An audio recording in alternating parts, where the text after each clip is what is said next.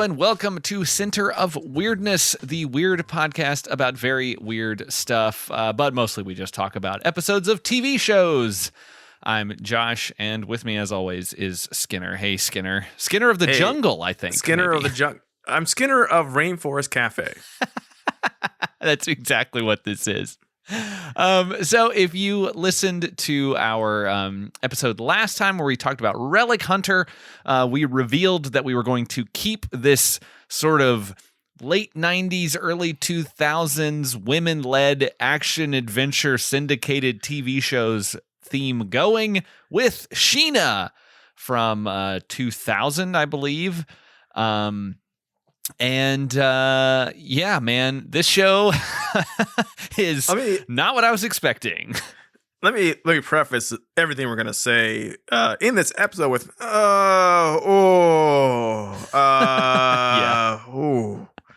That's pretty much how I felt watching most of this, because there are several things that by themselves would have been enough to be like, oof, that's pretty bad. But then they were like, they just kind of compound onto each other, and it's like, oh, even worse. and then there's if you were a regular viewer of Sheena, maybe you saw the ending coming. I had read up about it mere minutes before it came on screen. And when I read it, I thought there is no place in this episode for this one particular thing to happen, but I was wrong. Yeah. And it was disconcerting. Do you want to tell them the episode we watched? Yes. So they can pause the show and go watch 40 some minutes of Sheena and then come back. Yeah, so we are talking about season 1, episode 12. The show surprisingly got 2 seasons. Episode 12 called Divas of the Jungle. It aired originally, what it looks like February 3rd, 2001. So a few scant months before everything changed. And we do have a podcast connection, as we love to have on these things, where this time our progenitor show, PredictoCast, had a fan favorite episode about the movie Hunk. Yes. And returning to the show as Mark Cutter. Matt Cutter. Divas of the Jungle. Max? Does it matter what his name is? He's just called Cutter. He's Cutter. Or if you're Australian over a radio, he's Kata. Kata. We got the Hunk himself, Hunk Golden. Yeah, John Allen Nelson. That is a movie that, if you've only come to us for the Center of Weirdness podcast, which I can't imagine that's possible, if you haven't heard our episodes on Hunk, that's right, we covered it twice. It's a fun movie, and I'm surprised that it's not more widely discussed in kind of the silly / bad 80s movie canon. Like, it's very silly, it's very over the top, but it's also a lot of fun. And I'm surprised I feel like it's a concept that I'm kind of shocked hasn't been used more. Yeah. Of nerd becomes hot. It, like, there's girls who take off their glasses and become hot. Yes, but this is like a legitimate physical transformation where there's a lot of questions involved in that whole thing. We won't get into it. You should listen to our episodes, but it's like, it's very like, you know, if you want to talk about the hottest movie on the planet right now, we're talking about Shazam, Wrath of the Gods, or Fury of the Gods. I can't remember. But it's very Billy the hottest Batson movie out right now of turning yourself into a bigger, stronger version of yourself. Sure. In this case, thankfully in Shazam, considering that Billy Batson is a younger man than our main character in Hunk, we do not get to see his penis grow. Yeah, that's true. You do see his junk get bigger during his transformation Shazam. sequence, which is pretty fun. It's a real Captain Marvel down there. So it was very fun to see him in here. The lead, Sheena, is played by Gena Lee Nolin, who's probably best known for her work on Baywatch. And I literally can't imagine why else she would have been picked for this role, other than the fact that she was in Baywatch for so long. She's not very good in this, but she doesn't also have much to do. So it's just kind of, you know. Right away, I want to talk about my expectations going into this, having not seen it other than commercials during 2000 era wrestling on USA Network or something like that. I expected Gena Lee Nolin as Sheena to be doing something in her portrayal that would suggest that she was raised as an orphan in the jungle by a witch doctor. And I did not know that part of the backstory. Where she gets all the powers from, which we only see one, which is crazy. Yeah. And that she's naive and does not know the rest of the world. And Matt Cutter or Max Cutter or Mark Cutter. Max Cutter would have been a good name. It is. Max Cutter would be a fantastic name. Let's go back in time and switch that, because the character is created for this show. That she would be someone where Matt would have to explain to her, which he kind of does, the outside world. But she would, I guess in the comics and stuff, she talks like Tarzan. Yeah, that's kind of what you expect. Yeah, and then she talks like someone from Baywatch. She does. Anytime she asks any questions about something she might know, it comes off as sarcastic, because someone who talks like her would know what she's asking about. Yeah, it's very weird. So I looked up a little bit briefly. I was very unfamiliar with the Sheena Queen of the Jungle character. This is a character that actually is a comic book character. So this is technically a comic book show, kind of going along like Shazam. with like Shazam, Fury of the Gods, or Wrath of the Gods, like Nightman that we've covered previously. And we do plan to cover a few more comic book TV show properties, but she debuted in the early 1940s, so she's been around for quite some time. Apparently was the first woman comic book character with her own title, which is pretty amazing. And it seems like she was an orphan who grew up in the jungle, learning how to survive and thrive there. She possesses the ability to communicate with wild animals and is proficient in fighting with knives, spears, bows, and makeshift weapons. Her adventures mostly involve encounters with slave traders, white hunters, native Africans, and wild animals. So nothing in there about transforming into a beast person that we do get in this episode, and nothing about being raised by a witch doctor, as far as I can tell. Right. So in this one, she is. I know, so we didn't watch the first episode, so we missed out on a lot of the stuff. Her parents were archaeologists who died in the jungle when she was about 6 years old, and at that point had already mastered her Californian accent and would never lose it. Orphaning their daughter, Cheryl Hamilton. She was taken in by a local shamaness of a tribe who brought her up in this one, who taught her how to morph into birds and other animals, thus acquiring their abilities up to and including flight. She also befriended animals such as the zebra, named Marika, an elephant Chango, and monkey Tiki. We do not see these animal friends in this episode. No. But moreover, she can become we'll get to it.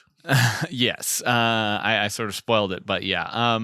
And she has the ability to adopt the form of any warm-blooded animal once she gazes into its eyes.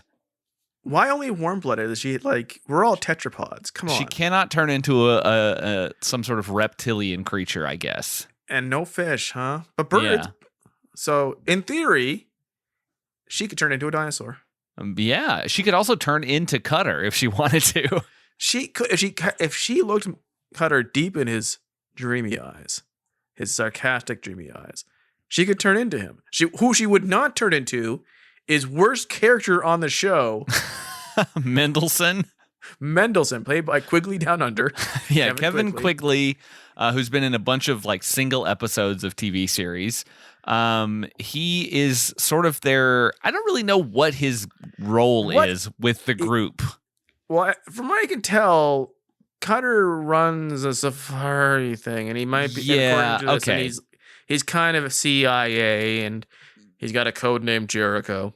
Mendelsohn? No, this is all Cutter. So I think Cutter is CIA. I missed that. Yeah, I think Mendelsohn is kind of the other guy who works with him. Oh, I see. But okay, here we go. Here's the breakdown. Impenetrable. Yes, this is the breakdown from Wikipedia. Cutter had a promising career as a football player until a knee injury ruined it. He apparently has no injury now, though. He joined the CIA, fought as a mercenary. He was a first-class sniper but an accident meant he killed an innocent person, which caused him to abandon his old life for the life he now leads, running a safari business. He doesn't use any of these abilities in this episode. No. Let's see. Mendelsohn is a rundown buddy of Cutter's who services his plane and does odd jobs for him. He of all the shows we've watched and movies we watched, I would say he's in the top 5 of characters I cannot stand. Yeah, he is pretty bad. Like this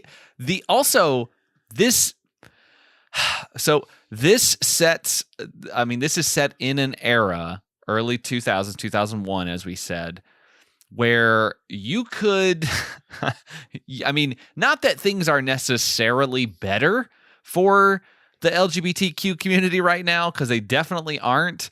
But in the early 2000s, it was totally fine to make some awful jokes about gay people. An entire character's thing is we're supposed to be laughing at how flamboyantly gay he is. He's not actually. It's putting on an act, which you can tell almost immediately. But it is so annoying. I feel like so this is a character who travels with models. And I feel like at the time there were several movies or TV shows where a character has to pretend to be gay because no one would let him near attractive women if they knew he was straight. Oh, maybe. Okay, so let's explain what's going on. So we should start with the opening of the show because it's kind of funny and it leads into the end of the show. Funny little callback that they have there. We see our hero here, John Allen Nelson, Matt Cutter, running through the jungle with his pants half off, and he falls into a clearing, and a man steps in with a gun and is shooting at him, trying to kill him. He is narrowly avoids being hit multiple times because this guy is apparently a very bad shot. And he finally is rescued by Sheena, who pops out of the jungle, defeats the man by picking him up and smashing him across a tree. The guy's back should be broken, but he's seemingly fine. And he runs away, and Sheena says, "Oh, that's very impressive, Cutter. You're fighting an elephant poacher in your underwear." And then the guy, of course, comes back to reveal what we all knew, which was that Matt Cutter apparently slept with his wife, and he wanted to kill him for it. This is McShane, who's apparently only in this one episode. It seems like a character they're calling back to, but it's apparently the only episode he's in. Yes. His first name is Orvis. Orvis McShane, portrayed here by Kurt Smildson. Okay. All right. I mean, he doesn't have 3 names, so he can't be in the main cast. Yeah, that's true. Well, yeah, we do. Our 2 main leads are Gena Lee Nolin and John Allen Nelson. We were like, oh, it's only 3 named people. And then, of course, we get Margot Moorer, who is only credited in the opening credits. She's not in the episode. Don't know who she is. She plays Callie, but I have no idea how she impacts the story. And then we have, of course, Kevin Quigley down under as Mendelsohn. Who shouldn't be in the episode. Who should not be included at all. If you've ever had one of these episodes where we're doing a really bad Christian Slater impression, imagine if we did the entire episode like that. Yeah. Every single line like that. Well, Mendelsohn, he's kind of got like a weird sort of nasally thing going on. Like he's had like some sort of surgery, but he is also real smarmy, and like it's so annoying. It's so annoying. It literally he all he does is do last end of scene quips sarcastically. Yeah, I mean, at one point he walks. Some of them don't make fucking sense. Some of them do not make sense. No, at one point he just like someone says something and the camera's focused on that person, and he just kind of walks into the frame, and you're like, wait a minute, is this a mistake? But then no, he has to say a little quip to end the scene. Very slowly say, "The night is young." He's a little light in his loafers. Oh God. Oh, so okay. God. So he makes some Yeah, he makes some real bad jokes in this. Like they just said, all the writers were like, what awful things can we say about gay people? Let's just give them all to Mendelsohn. Let's have him say, I hate those kinds of people. Yeah, because Marcus, okay, so they go back to their location, and he said, Cutter's like, oh, I got another tour group coming through, and he's like, oh, probably boring historians or whatever. And he comes into the room, and it's three beautiful women. These are supermodels, Ruby, Pearl, and Jade. Thank goodness their names are all types of stones. It would get confusing otherwise. Even in the latest Mad Max movie, he named his harem with a few different conventions. Yeah. And so they're there along with Marcus to go out into the jungle to have Cutter take them out into the jungle for a photo shoot. And of course, Cutter loves this because it's some scantily clad women that he's going to get to be around. Marcus, as we've already kind of alluded to, is playing this character as incredibly flamboyant, like way over the top in terms of the kind of style of gay character that we just accepted in the early 2000s. And that's not to say that there are not gay people who do act like this. If that is the way that they choose to act, that's totally fine. But this is very much a particular stereotype that they are really playing into. And then when you find out later that Marcus is in fact not gay and does not talk like that, or maybe he is gay, who knows? But he does not talk like that. He is a photographer. We do know that he, for no reason, he actually is a photographer. Yes, his true motives are revealed as to why he needs to be in this specific location, which we'll get to. Like, he drops his act and then basically says, like, he starts talking without the overly flamboyant style that he's had for the first part of the episode, and it just feels like it was a choice that they made very specifically that did not need to be made. He could have even been homosexual. Yes, he could be a gay character. There would not be a problem, but they are doing it very specifically so that Mendelsohn can make the jokes that he makes. The reaction of all the other characters are there to tell you that you are supposed to find him not only funny, but in a I'm laughing at you sort of way. Like, can you imagine this character? Like, can you imagine someone like this having to interact with them in real life? He's so annoying. Yeah. It's what we're supposed to, in the Mendelsohn sort of way, we're supposed to be thinking. And because he has this whole line about how he has to go and do something. And then, of course, they let Mendelsohn say, oh, I hate people like that. And you're just like, what are you fucking talking about? And then Cutter says something to him and he's like, oh, I mean, I hate people who end sentences with prepositions. And you're just like, okay, I see what you're doing. And if that were it, that would be fine, because it's like, okay, we're setting up the joke that you think we're going to tell, and then we're swerving and we're giving you something different, and Mendelsohn's not a bad guy. But then later, when they get a flat tire, Cutter's like, oh, I think the rim is broken. And Mendelsohn goes, I don't know about that, but he's certainly lighting the loafers. And you're like, oh, okay, so this guy's just a homophobe. And he's on the good guys. Yeah, he's one of the good guys, I guess. Geez, it's so bad, and there's so much of it in the first half of this episode. Yeah, before he drops so the much act. of it. And also, let's not, that's a pretty obvious one to go like, oh, fucking 2000. But fucking, like, okay, I get it. The models are stupid. Oh yeah, they definitely play into that stereotype too. They don't know the danger they're in. They get caught in quicksand. They don't understand anything. They don't know why Sheena is wearing what she's wearing. It's funny for them to be confused about Sheena's outfit she wears animal skins, revealing animal skins, they say that her midriff being bare is the bomb. But it's funny because it would be more of a thing if Sheena was more naive or less Gena Lee Nolin. She talks exactly like them. Yes. There's no real they play the models as dumb, but they also play Sheena as kind of naive about the world, but like she's clearly in the world. She's not amazed by cars. She's not amazed by like anything.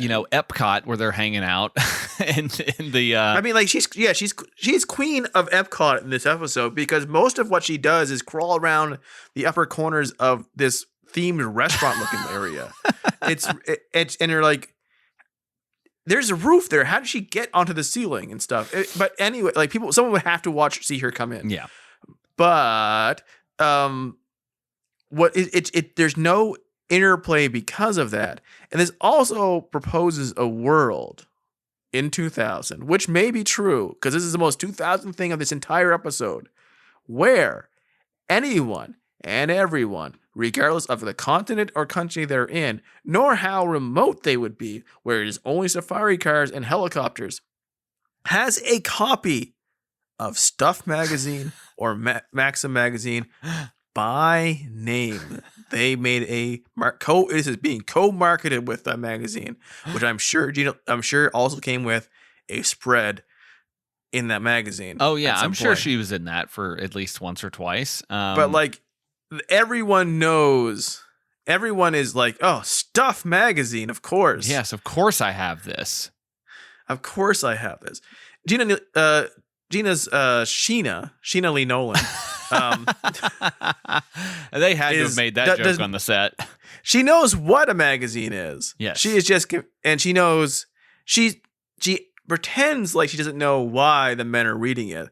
But because she's saying it like Sheena Lee Nolin sounds like she's just fucking with them. Like I know what Stuff magazine is. I know what money is. I know what magazines are. There's obviously racks of magazines everywhere at Epcot. Yeah, it kind of does seem like she's sort of like she doesn't play any innocence at all with her eyes. Yeah, she's sort of screwing with Cutter like, oh yeah, why would they like to look at the women in the magazine, Cutter? Why don't you explain it? Like she's almost kind of like shaming him in a way, but it's not. But in the context of the story, that's not what it is. Like she just doesn't understand. In theory, she doesn't understand why he's. The way it is presented in the show, it is that she is upset that he is okay ogling the boobies of these ladies who he's around, but he won't look at her boobs. Why is he so embarrassed to see her body? And it's like, I can't quite wrap my head around. Is she trying to like say like, why don't you hit on me more directly? Or is her delivery all off on it? It's unclear, which is a phrase that I love if you listen to the show for long enough. It is kind of reminiscent of the situation in Relic Hunter, where you have these characters who clearly like have a thing, but it's like kind of this weird will they won't they thing. So I'm sure that Sheena and Cutter probably something happens, or maybe something almost happened earlier, but then it didn't for some reason. Like maybe he felt bad about potentially taking advantage of some person who has like a lower intelligence or something. I don't know. It's someone less worldly. Yeah, sure. But she seemingly is as worldly as any other character. Yeah. So let's explain here. So they get hired to go out to this place, and Marcus is describing a specific location. I guess we didn't really talk about what we see at the very beginning of the episode, which is a man in a prison who is being questioned by a commandant who tells him he's going to be executed the next day, and he that he won't answer their questions or whatever. And then, they tell him to put some rat waste in his next meal. And he basically says, like, I'm going to be free tomorrow. And he's like, well, tomorrow you'll be dead. And he's like, well, that doesn't, at least I'll be free. So at least I won't be here anymore, and you still will be.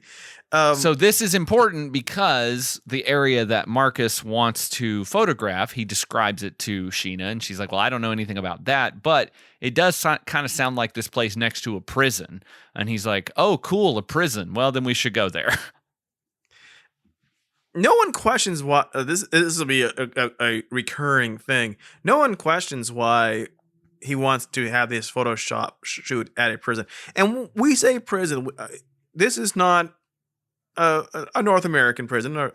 This is your typical stereotype African warlord prison. Yeah, it is just out in the middle of nowhere in the jungle. And everyone has a machine gun. Yeah.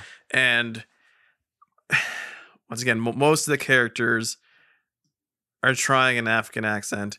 Our main character at the place, the Commandant, has said, no, I'm not fucking doing that. Yeah, he is not doing an accent at all. He is from, the actor is from Alabama, and he is pretty much just using his regular accent. He is not, Lou Walker is the actor, and he is not bothering. Like he's in quite a few things. He's in The Firm, apparently. He's in My Cousin Vinny. Why would he? How did he get inside Your Cousin Vinny?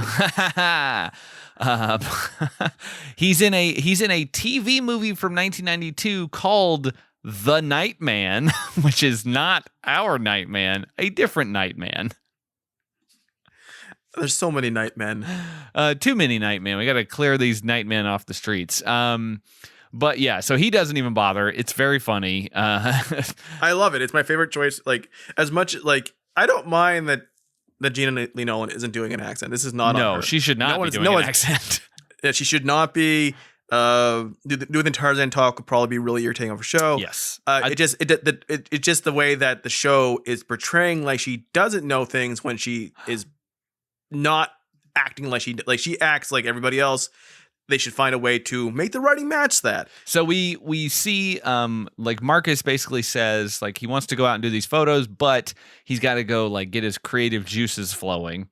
So he heads out onto the town and meets up with someone and gets a package from him. And all this time, Sheena is following him through this, like we said, Epcot, Africa area. And he gets attacked by these two guards, these two soldiers that are the sort of, they work for like, I guess, the president of this country that they're in. That is like, they're the sort of overarching antagonist, I guess. Ghana, I think is his name. And he's not in this episode, but they say his name a few times. And he gets beat up. Marcus gets beat up. And Sheena waits a while before she jumps in to help him out. Yeah, I mean, to be fair, she thinks he's up to something. So she probably would rather everyone be hurt before she comes down. She has the magical ability, and I believe this is because she can turn into a bird, because we did not see it actually have her happen, to drop down on any situation, regardless of how far you've gone. Like, literally drop down. Like, if you are somewhere and in trouble, from above, Sheena will drop. Unexplained, and it is very handy, plot-wise, that she can do this. Yeah, I mean it's great that there's lots of. It's very much like the scene in Jim Cotta where he goes to that village of the crazies towards the end, and they just so happen to have a giant stone pommel horse in the center of town that comes in very convenient in the end when he needs to kick a bunch of people. I mean, that's what most people worship, right? So. Like, she tries to rescue him, but Marcus, of course, escapes before she can talk to him. And so they head out into the jungle, and they're driving along and spotting all kinds of things. Marcus excitedly shouts out that he sees a boa constrictor, and this leads to one of the models getting sort of upset.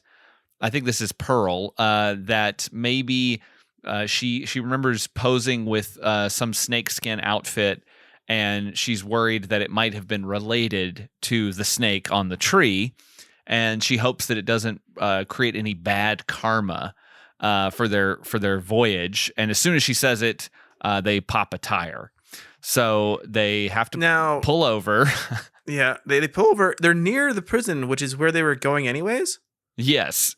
Magically, they somehow got to where they were going pretty quickly and didn't have to worry too much.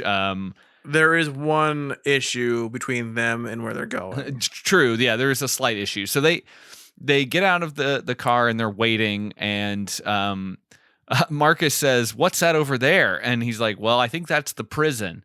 He's like, cool. Well, I'm going to go take a look. And he just wanders off towards the prison, which seems like a bad idea, to just go wandering off into the middle of the jungle towards a prison where there's guards with guns, but no one questions it. No one bothers to say, "Hey, maybe you should stay with us."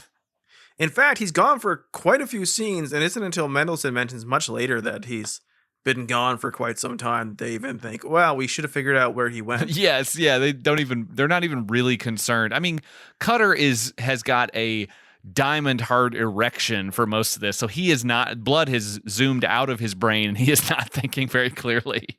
He is in that 2000s way very upset that the girls, while exceedingly attractive, are annoying. Yes, they women need to be less. Women. The fact that women have personalities is always just the worst part of having to deal with attractive women. Yes, that is kind of the message of this show, is that the girls who have been the women, who have been written to be stupid, like the writers of the show are at fault for the way they are acting, have also written Cutter to hate women who are beautiful but also annoying. So he is upset at them and they're talking. I guess he's kind of one of those guys who would just love a beautiful mute woman who had no personality whatsoever. So basically he wants a fuck robot. Yes, that would be good. He could watch it from a distance, bathing, which we'll get to. But now, so they have AI is going to make that happen.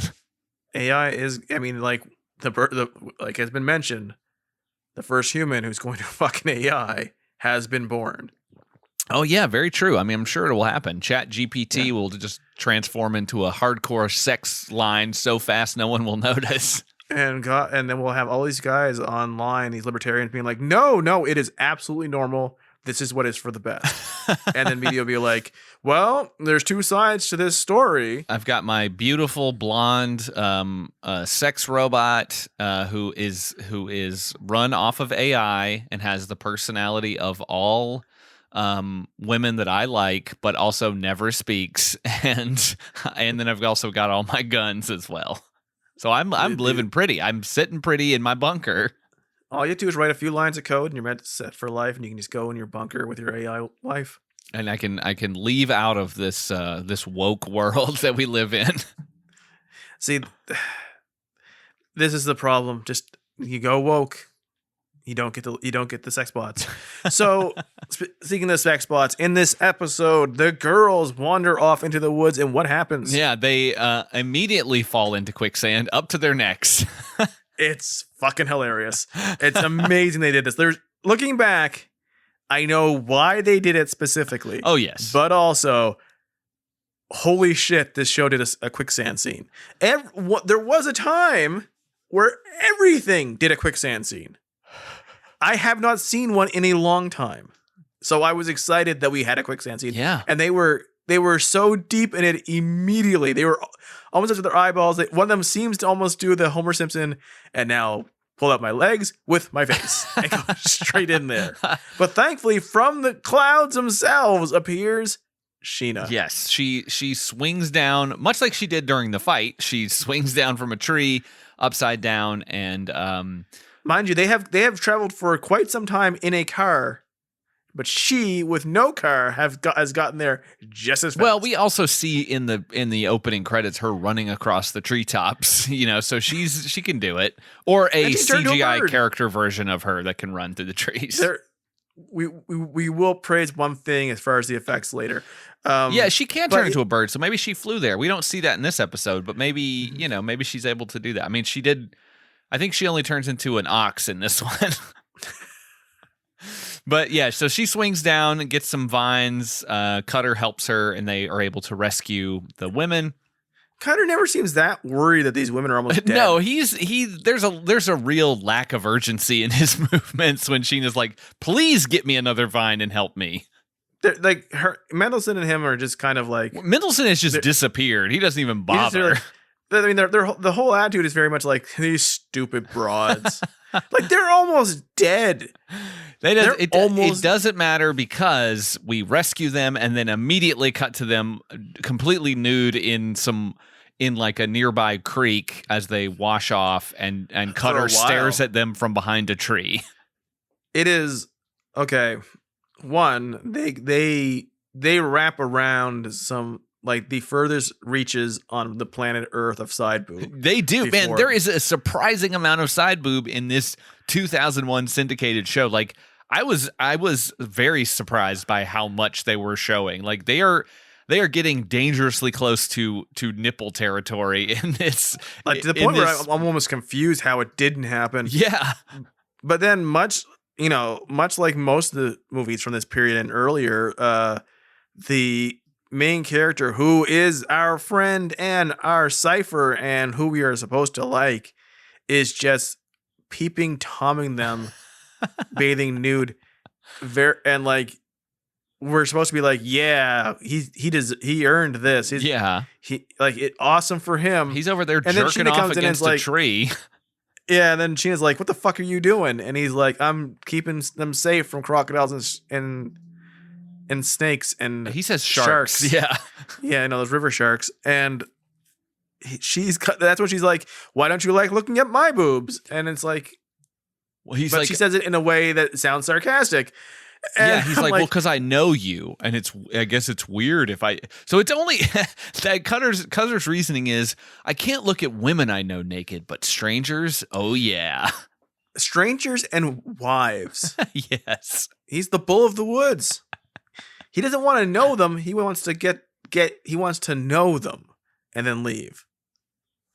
But he does see Sheena the next day, and that's just unnecessary. Yeah, he's exactly. He's like, I could look at your boobs, but then like we have a relationship and and conversations, and I don't want to do it. Could you get married first? That would really help. To somebody else. So yeah, they spend a long time in the water there, and at one point when they cut to Cutter while he's watching them, it sounds like the women are fucking each other. They weren't like the audio mix before was just them actually talking. Yes. And then they pan away and immediately go to yeah, they're just like ooh, and you're just like, what's happening off screen there? What are you doing?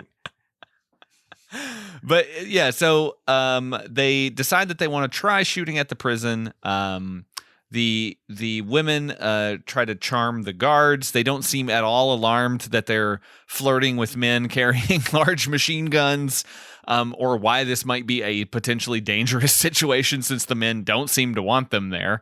And I mean, this is where it really gets weird because like the plot going forward is going to be this of them trying to get a shoot happening at this prison. This isn't like there's no one on Earth who would not realize this is one of the most dangerous spots on the planet. Yes. And yet, yeah, it's and like they crazy. have like the main characters don't seem that concerned. Like they act like, well, we could probably fix this in a second if we needed to. They really can't, and they don't. And the other character, the girls are portrayed as so stupid that they like, cool, we'll just shoot at this jungle warlord prison. Like, what is happening? Why would you write like? Why is this why is this the plot of this episode? Why is there any other way for them to get in to free this person? Yeah, I don't know. I mean, I think that it's like if it had been kind of in the Relic Hunter mold of like, oh, I need to head out into the jungle because I believe that there's like an ancient curio of some kind out there that I need to find, or that would belong to my great grandfather, and he lost it at some point, and he asked me to find it, and he sent me here, and then also I'm getting to and it's near this area, and she's like, oh, I think it's near the prison. Oh, okay, well then let's go there and dig. And then he's like, I lied to you. It wasn't something I was looking. The thing I was looking for is my uncle, and he's in the prison, and my father who died told me to rescue him. Like, you could easily do that, and like it would be fine. But Stuff and Maxim aren't paying. That's true. They co-sponsored this episode, so you have to have some titillation in there somewhere. I mean, the character being like in barely any clothes, the main character. Sure. By 12 episodes in, it's not enough anymore.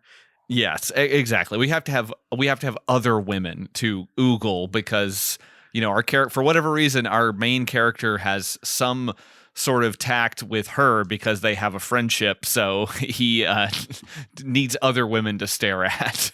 Because he can't.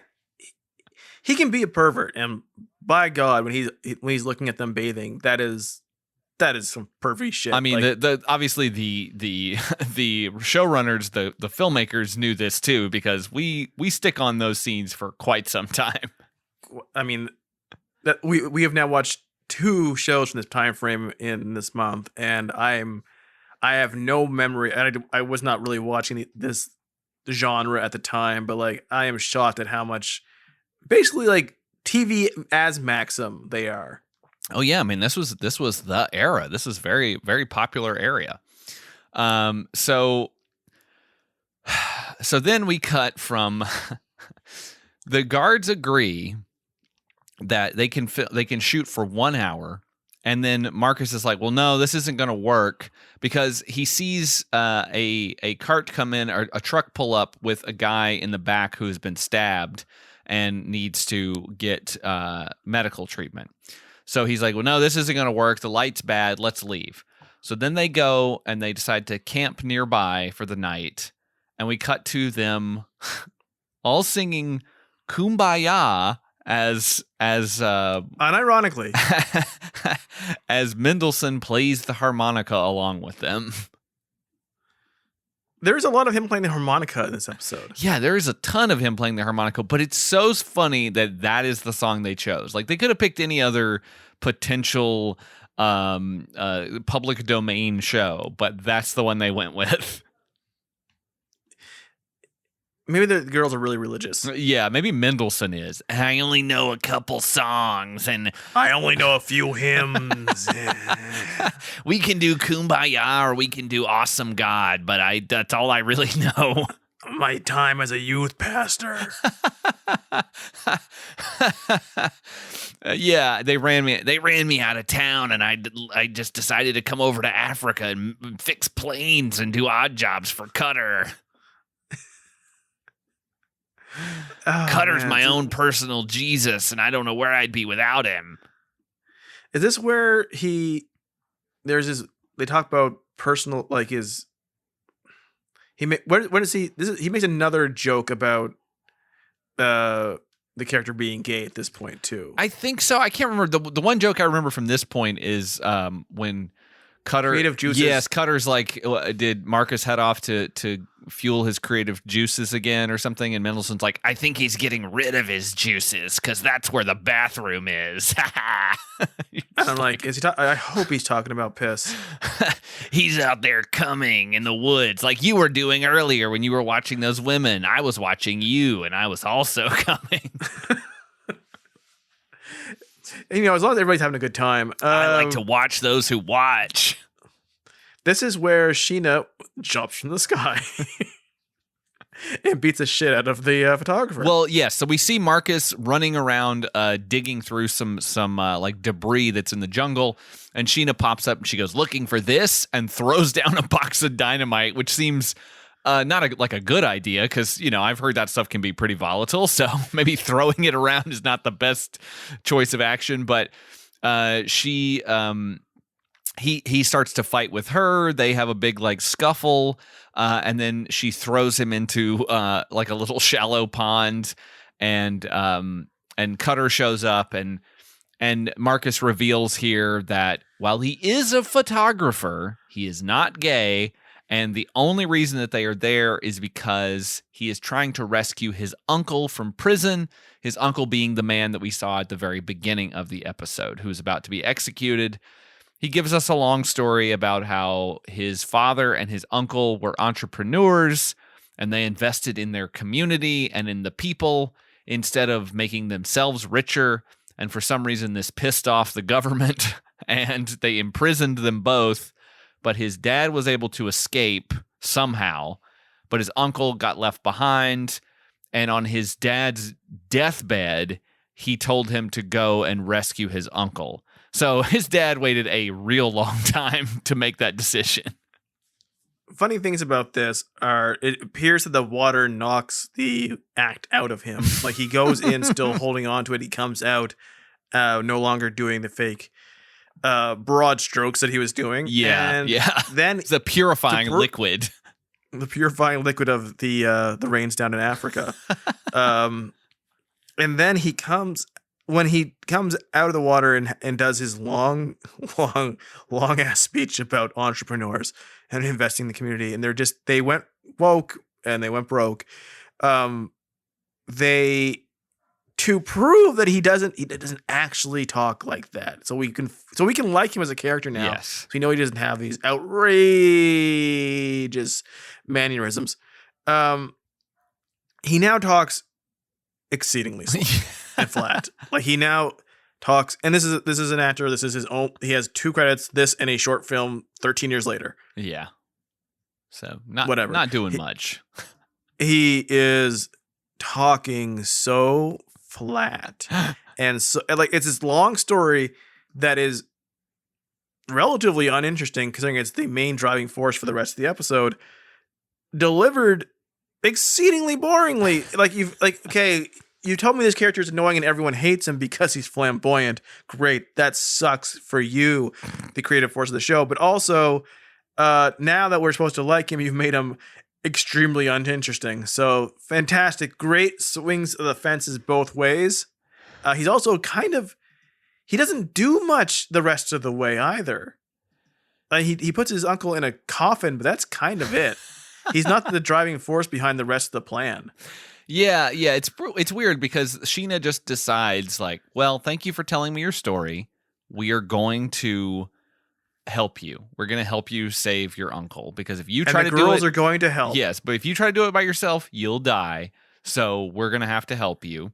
So yes, and then she convinces the models to help them set up this ruse, and this is bullshit. They shouldn't have to do this. And make sure that they can help get this guy out. And the models are apprehensive at first because they're like, hey, we're just models. We don't really know how to do that. It's maybe not the best idea. But they're like, nah, you'll be fine. It's fine. And to her credit, it is because they barely do anything involved in this whole scheme. In fact, there's only 2 characters who it really kind of goes bad for, and that's it's Cutter. Yes. And the person on the inside who decides to help them because the uncle was a good person. Yes. So yeah, they go to the prison. Well, first he has to have a backup plan, so he has to call somebody. Oh yes. To help. And he calls for a helicopter rescue at the end from a character named Rory, who we looked up and is not a character. No. And he happens to be Australian. I understand that everyone from not America is kind of just all together in one little spot. Uh-huh. So you can have any accent if you're outside of America. Uh-huh. There's no reason for his friend in Africa who runs the helicopter to be Australian. They could be Australian, but there's no reason for him to be Australian. In general, he could be anything, but Australia's very far away. And it's it's just a character who we never see, who he tells to grab a Maxim magazine to tell him who he'd be picking up, and he has it right beside him, and he gets to the page immediately, and then he says, "I can't make it anyways, mate." And what was the point? And a helicopter does come and save them. Yeah, and you don't see who's flying it because it doesn't matter. This had to be someone on the creative team, right? I guess they're completely uncredited, and it's just like, what is happening? Why does he keep talking? He's talking to the character like the way he talks to this character. It is like this character comes save them every episode, but they don't. They're not a character. They're not in the credits. The full credits, there's not a character who appears in even one episode named Rory, mate. So this is one of those wonderfully bizarre things that these shitty TV shows do, where they just make a choice and you're sitting there like, wait, what happened? It's very funny because he's like, he calls the guy. He's like, hey, I need a helicopter pickup, whatever. And the guy's like, I know, I can't do it or whatever. And he tries to convince him by telling him to look at these women. He's like, oh, crikey, I wish I could, but I have to send somebody else. And then you're just like, all right, well, thanks for that. We didn't need that. We did not need, like, it's like weird because the show is, it's a typical kind of show for this era. So 43-ish minutes. And it's like, why did you need to waste our time with that scene and also with the extended? I mean, I know why they did it for the extended scene of them bathing in the stream. Like, clearly there is a very specific reason for that one. Buy the VHS set to get the uncensored version of the bathing. I mean, yeah, probably. They would sell that late at night. There would be ads for this and Girls Gone Wild.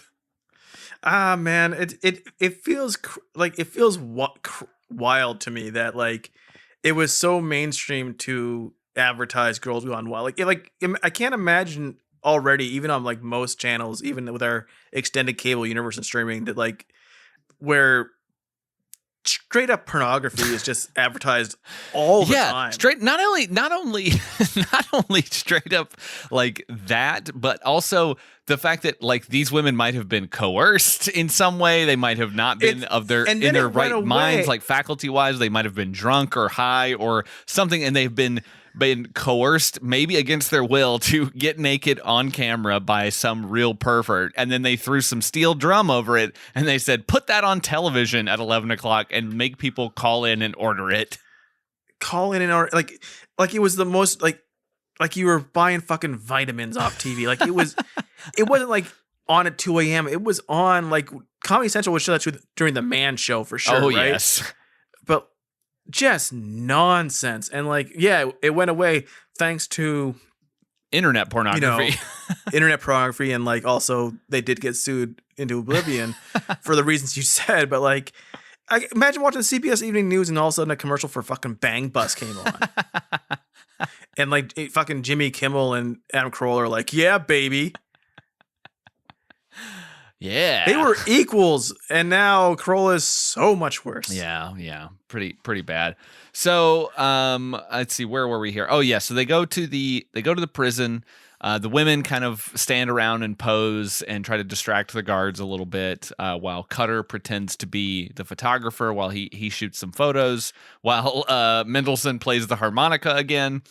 And while this is all going down, Marcus sneaks in to a guard station where he changes into a guard uniform so he can blend in.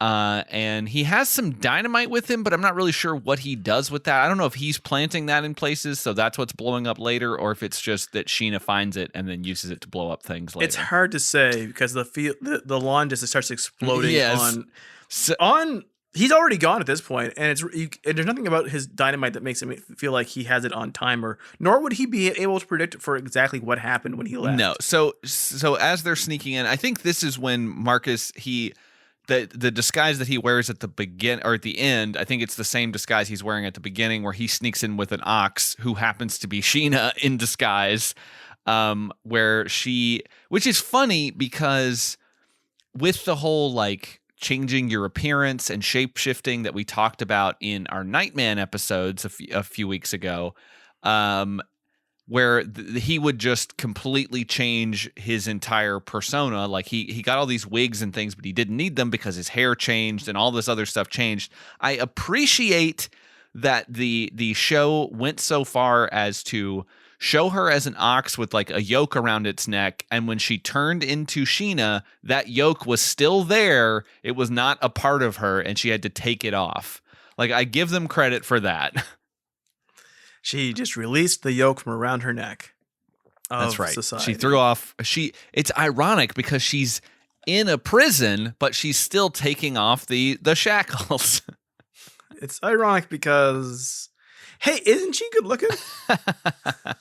So, as they're shooting these photos outside, the guards come out and they get mad at them. The commandant shows up and tells everybody to leave, but he takes Cutter with him, and they go into the prison. While inside, Sheena is able to defeat a guard and end up rescuing Mbutu, the Marcus's uncle. And I will give the show credit. I mentioned this while we were watching it, but I will give the show credit in that while the action scenes are not good necessarily, like they're fine, they're not anything. The escape scene in particular is confusing. Yes, it's confusingly shot. It's not the best in terms of action or anything that you're seeing, but I will give them credit in that they really do go out of their way to show how much stronger Sheena is than a normal person. So she's like picking guys up like by their nuts and flipping them. She's picking guys up and throwing them into walls. Like, so much. She should just be just grabbing dudes' dicks constantly and throwing them. But like she's picking guys up sideways and like slamming them into walls and like flipping them into pillars and doing all kinds of really interesting like superhuman stuff in the fight sequences. So I'm kind of glad they went like with the yoke, they went that extra step and added just a little bit more flash onto the fight scene. So it's not just like kind of a standard fight sequence where, you know, she's just good at fighting. Like she actually has this extra physical strength to add to that. So I thought like that's kind of fun. I thought the sound work was pretty solid too, where everything sounds like it's landing hard. Yes. Like she's strong and they're getting hit hard enough to go. Because in a show like this, if you don't want her killing everybody, though she does kill people. Oh, she kills a fuck ton of people. She kills a fuck ton of people, but like in general, you have to have somebody. The Batman thing of like he has to knock people down and they have to stay down for the rest of the fight. So he has to, when he hits, it has to sound like people don't get knocked out like people get knocked out in cartoons. Yeah, like it's one, it's hard, and two, generally they flash up within like 10 seconds, like confused but up again. You have in these shows you have to be knocked someone out. They have to be out like they're dead but not dead for the rest of the scene. Yeah. So you never get double teamed. But they do a good job of making everything sound like it lands fucking hard. But also in even the amount of quality of film, you can very clearly see it is not Gena Lee Nolin. No, I think that majority you can see that you can see in one scene in this scene in particular, there's like 5 seconds moment where she's just standing still and you can see the face of the stunt person. Yeah, it's clearly not her in most of the scenes that we're seeing. There's a lot of especially early on when she's like in that restaurant set in the Rainforest Cafe when she's wandering around in the ceiling area. Like it's clearly not her because you don't see her face. Like they do a pretty good job of hiding it. When she's up in the trees, it's clearly not her. We're just basically, I think they're trying to distract us because we're kind of staring at her butt for most of those shots, and they're like, you won't notice her face because we got the goods on screen here. So they rescue his uncle and they take him outside and in a coffin. They're going to help him escape by hiding him in a coffin, which is very funny. This guy who's so close to death, and they help him escape inside a coffin. He's like, I don't know, at least I'm not in the prison anymore. I mean, he has a good sense of humor about it considering everything. Yeah, considering he's been in this prison for 30 years, I think. Like, he's in good spirits. And they were waiting to kill him until today. Like, the Commandant hated him so much, but it was against the rules for him to kill him one day early. Yeah, I don't understand what the whole point is, because Marcus earlier on says that he tried to rescue him 2 years ago and it didn't work out. He's like, needless to say, it didn't work out. Yeah, clearly it didn't. Yes, he is still a prisoner. Also, what syndicated TV show did you try that on? Relic Hunter? Yeah, it's like too bad we weren't a show 2 years ago. We could have helped you then. Sorry, man. So then we get to the big part. We've already talked about it a little bit, briefly. So then Sheena proceeds to like smear this like black mud or oil or goo of some kind on her legs. And then this turns her into some sort of mystical monster creature called, what is it called? What is it? Okay, so wait, I think I found it. Hang on, it is. Yeah, you read it this time because I don't want to be the one who has to read this. Let's see. I'm looking where it's after the monkey tiki. After the monkey tiki. Oh, here we are. Okay, so she becomes a mythical creature called the Darak Na, who relies on people's fear of the unknown. Okay. That's not what she does For here. this, she covers herself in a dark liquid mud, which allows her to be largely unseen in the low light of the jungle. Too bad most of these scenes take place during the day in bright sunlight. Bright sunlight, open field. With above average strength, agility, and speed, and armed with a pair of bone-clawed gloves, she is a formidable one-woman fighting force. She does kill sometimes. Sometimes in this episode. When this started to happen and you had not read this, your confusion over what was happening when she started to put herself into blackface. Yeah, I mean, it's not that, but it is so... It's so uncomfortable. Weird and uncomfortable. Like, it's... This blonde lady doing this is uncomfortable. Yeah, and it's clearly not her, because it's a different person.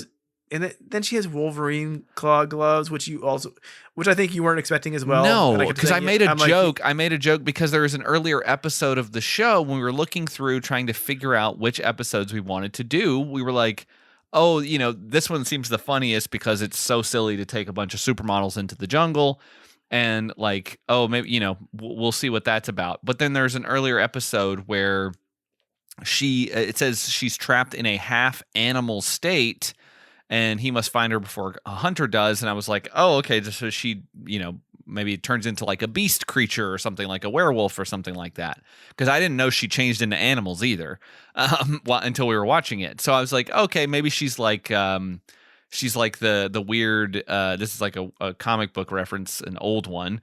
But like at some point Wolverine got his, his metal ripped out of him. And he became like this weird feral beast man with no nose, and he was like kind of inhuman. And that's she kind of looks like that a little bit. She's sort of like wolf-like in her face, and she has like a flat, weird kind of animal nose. But it was really strange because she also has on like a black wig, and it's just, I don't know, when you're a random blonde white lady around a lot of black actors and you start smearing black stuff all over your body, it just starts to feel strange, even if they're not intentionally being offensive or doing something that's dicey. It just feels real weird. For something that's like on the surface is kind of a gender switched Tarzan, which it kind of originally was. I guess kind of, right? Yeah. I mean, yeah. You don't expect Tarzan to all of a sudden smear mud on himself, put on Wolverine claws, and turn into a feral beast monster. No, you don't. And like she even has the ADR free pack of animal sound growls while she's doing this. Like she's already been shown as preternaturally strong. Yeah. Like she's at least as strong as two people. Yes. I mean, she picks up a dude and smashes his back over a tree trunk. Like, she's pretty strong. Yeah. She's got the strength of two dudes. At least. At least. But now she also has to turn into this. And it's like, And then also the field starts exploding. Okay, so it's not like explained. I think the weird thing is that like if she didn't have to smear a bunch of stuff on her, maybe that wouldn't it wouldn't catch me as off guard. Like if she just The shaman told her she had to do this. okay. So it's not racist. But I think like if it was just like she just transformed like she does into the animals, if she just, had to summon up a bunch of energy and then turn into like, this weird feral creature that was maybe hairy Some kind of or fucking Hulk, yeah, Like, it's like a Hulk thing, like something like that where it's something a little different and maybe it's like hairier or something like that. Like she's more wolf-like or kind of monster-like. That would be one thing, but it's just weird for her to have to take a bunch of like black makeup and put it all over her body to turn into this feral monster, which is like, all right. That also changes her facial features and hair. Yeah, maybe I'm reading too much. Maybe I'm being too woke right now. I don't know, but it just caught me off guard and made me a little uncomfortable. She already had other powers. Yeah, exactly. Like it's one thing for her to not have anything or just to be like maybe a little bit more gifted or a little bit more like because she's lived out there for so long, like that's, for some reason that's what she has those abilities. She's been trained by the best and she knows the jungle better than anybody. Not in the jungle that much. No, not really. But yeah, like that would be one thing, but then no, it becomes something very different. She runs around on all fours. Yeah, she runs around like an animal and is doing all this stuff and killing a bunch of guys. She starts to just murder dudes. She snaps their necks. Yes, which killing people pretty like she's slashing dudes with her bone claws. She's jumping into cars. Got bone claws like fucking Wolverine. Like it's so clearly because of Wolverine was so hot at this point. For sure. So anyway, there's a bunch of explosions. There's a bunch of fighting. There's a bunch of murder. Cutter almost gets killed, but he's able to escape. And that's basically it. They kill the commandant. Well, some random guy does. There's a lot of really bad fighting going on between the prisoners who have started to escape and the guards. And it's a badly filmed fight sequence. They're trying, but it's just nothing special. And then the episode pretty much ends. They get picked up by the helicopter. Everything is going well. And then we get this weird ending where Sheena, there is a magazine cover shoot of the three women and Sheena, but it's not Sheena, it's just her silhouette. It is just a like dotted line black silhouette that says, "Who is the mystery jungle woman?" Which I guess is a thing they can't answer because like it seemingly would be not good for her to, be out there as some weird witch doctor raised woman. I'm sure people would want to study her, but then like they start talking about how she's like, "Oh, am I going to get famous now for being on this magazine?" And he's like, "No, because it's not showing your cleavage." And then this proceeds to Cutter explaining what cleavage is to Sheena, who doesn't know, who is showing off a tremendous amount. Yes, her outfit is in such a way where, of course, she has to show off cleavage, and she's like, "I don't know what that is," and he's like, "The outline of your breasts, the demarcation line of your breasts." Just like point to it. She has it. She's currently doing it. Yeah, he's doing all these like hand motions and waving things around and like. And mind you, she's saying this all to him like one of your coworkers in Chicago. Like she just it's not like, what is cleavage? What's cleavage? Yeah, exactly. It sounds like she's being sarcastic. It's so stupid. And I can't remember if there's like some sort of implication about how he should another example of how he should look at her like he looks at those women, or does he want to see her breasts or something like that? I mean, I don't know. It's like something like that basically. And I hope the plot is just that she is just furious that Hunk won't sleep with her. Yeah, I mean, she heard about the fact that he had the schlong of King Kong, and she's like, "I want to figure that out." It's like, the other monkeys told me about King Kong, and his size. And then I heard that the devil gave you the schlong of King Kong, so I want to see what's going on. Now it makes me want. I want to look up what if I can see if I can find what all he was given. I know we wrote it down for the episode, but don't listen to the episode right now. Where was that mall that you bought that sword from? Wow, that's a real callback. But yeah, so they do this. Then they go outside and they find I think it's Ruby, maybe, or Pearl, or Sapphire, or whatever her name was. They're seemingly surprised that she's still there, but she'd have to have been there for quite some time because there's no other way for the magazine to have gotten the photo shoot, gotten to print, and gotten the magazine. Yeah, exactly. Like how fucking long did he wire these photos back as soon as they were done? Hey, got to get these on the cover. It's printing tonight. God, we sent it over by a 14.4 baud modem. It took them like fucking a week. And then they got the magazine delivered to them wherever they are. Like literally, it has. It would be like months. It would be like at least 2 months. And yeah, like these things are all like magazines weren't fresh off the press at the time. Hell no. I mean, like magazines were made like months in advance, and stuff would fucking have to at least, take the time. Like the interviews with The Rock about which Xbox game is the sexiest don't just fucking write themselves. You have to find the time to interview The Rock about it and have him do the research by playing all the Xbox games with sexy ladies in them. Ruby has obviously been hanging out with her new beau, Orvis McShane, that we learned from the beginning of the episode. This character made no impact on me whatsoever because I was like, who the fuck is that when he showed back up? It's her new love of her life. For some reason, I thought it was going to be Mendelssohn. No, even the writers wouldn't do that. I love Ruby. Like. She's the best. She's the least stupid and annoying of all the models, so I'll give her a shot. It's my birthstone. I like that Marcus now that I know he's not gay.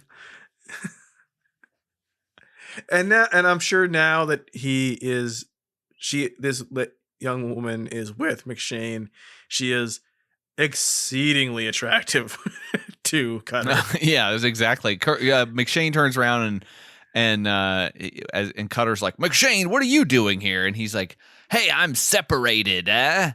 It's just like, all right, well, I guess Cutter will be along to sleep with her soon enough. Soon enough. So that was Sheena. Yeah, that was Sheena. They dropped the Queen of the Jungle subtitle that sometimes is included here. I think it was included with the earlier series. There was a series in 1956, I think, somewhere around there. And there was also, I think, a movie.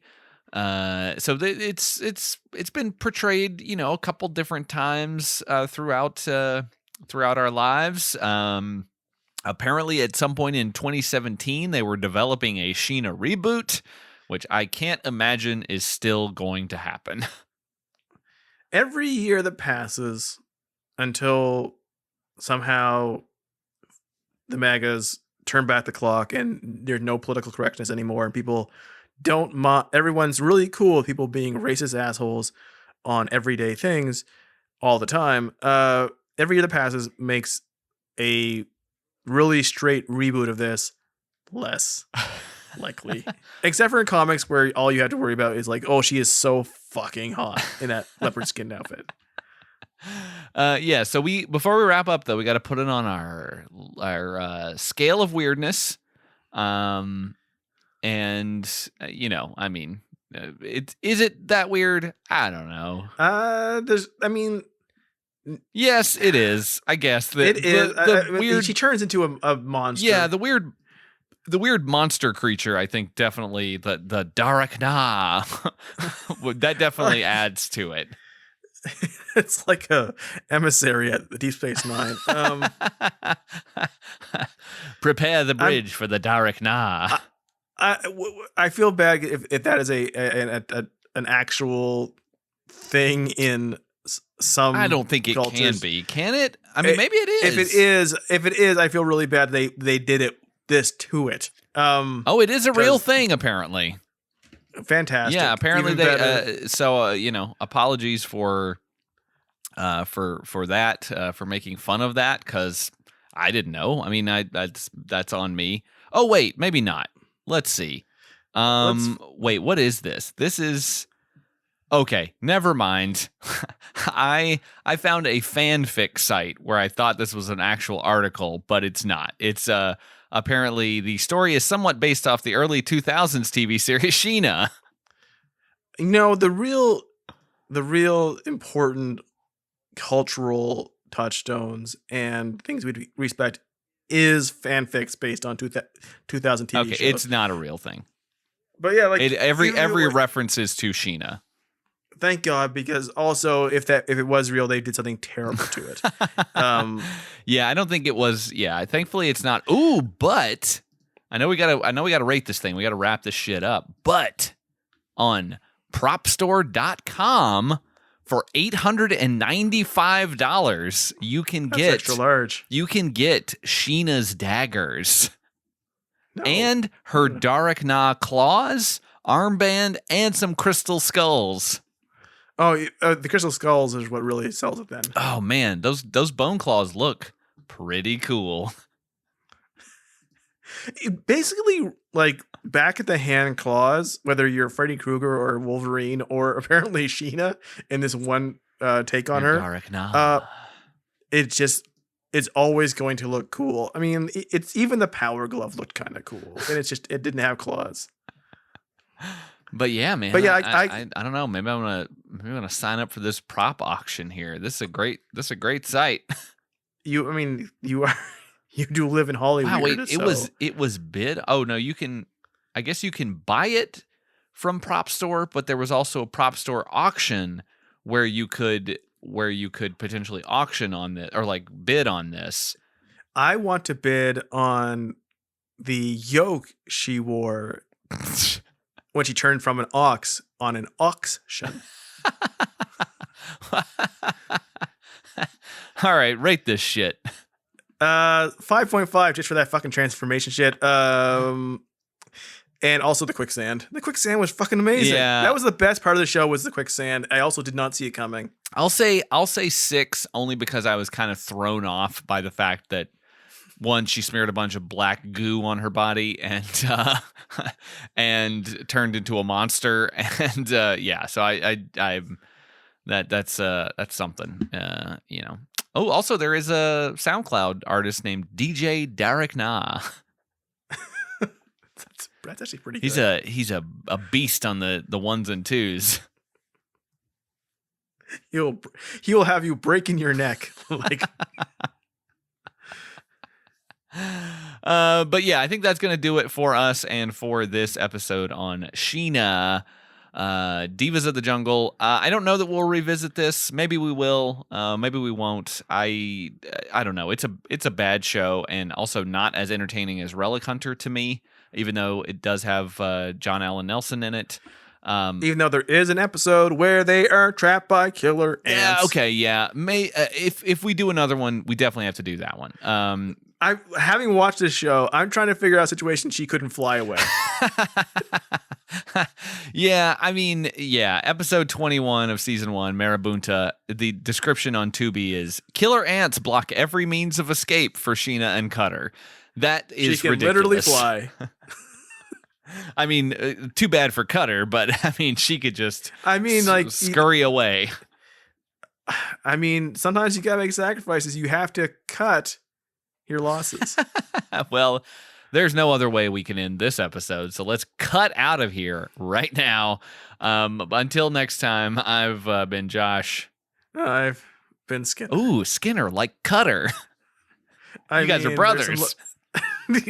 There's just the smallest amount of continuity between our names, but thank you. Skinner and Cutter, you guys go out on the town and pick up ladies left and right.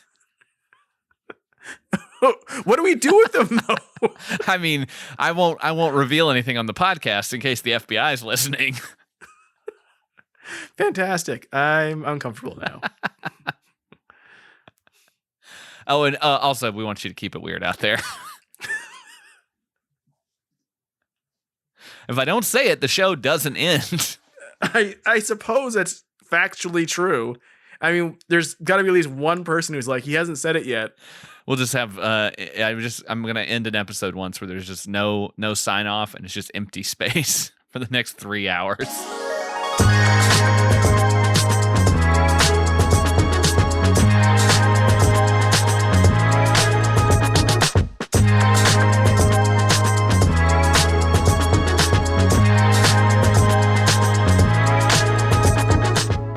You've been listening to Center of Weirdness. If you like this show, rate and review us wherever you find it, but especially on Apple Podcasts. You can listen to every episode at centerofweird.com, where you can also find all of the old Predictocast episodes. And if you want to get in touch with us to tell us about a show we should cover, hit us up on Twitter at WeirdCenter. As always, thanks for listening.